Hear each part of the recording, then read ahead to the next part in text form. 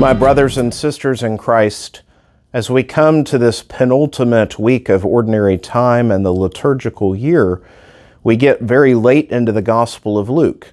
In fact, today, Tuesday, and Wednesday, we'll hear the final three readings in the Gospel of Luke before Jesus enters Jerusalem. From that stretch forward, it's after the events of Palm Sunday. But in his final approach, which over the Gospel of Luke has been taking many chapters, and we've been constantly reminded that his sights were on Jerusalem and that he was going to Jerusalem, we now get these last three that have a connected theme. The 3 days we'll hear today, first of all, the story of the blind man begging. Other Gospel accounts call him Bartimaeus. He's unnamed in this account. But we get the story of the blind man begging. Tomorrow we get to hear what we heard of recently in a Sunday, the story of Zacchaeus. And then finally we get to hear the parable of the talents and the 10 coins in Luke's variation of it.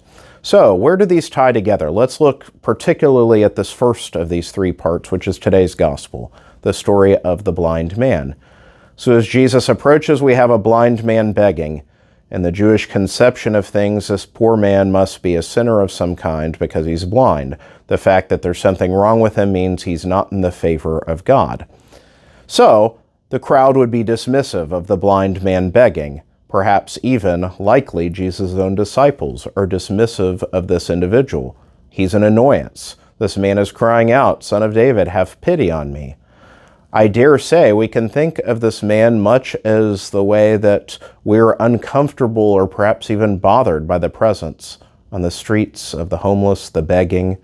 Some of them perhaps are off-putting to us just because of their appearance and smell. Perhaps some are off-putting because we think they're scamming in some way.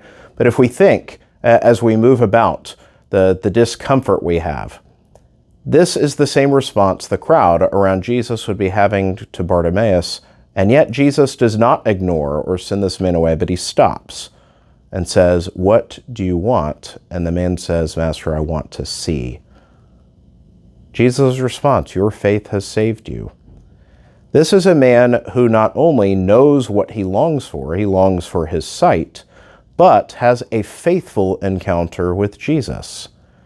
He speaks out emphatically. He has confidence that the Master can do this for him, and he cries out in prayer. It's important for us to remember, to see Jesus' response to this fervent prayer of the poor and the needy, which is that his heart is moved. He sets all else aside and says, "Your faith has saved you, received your sight."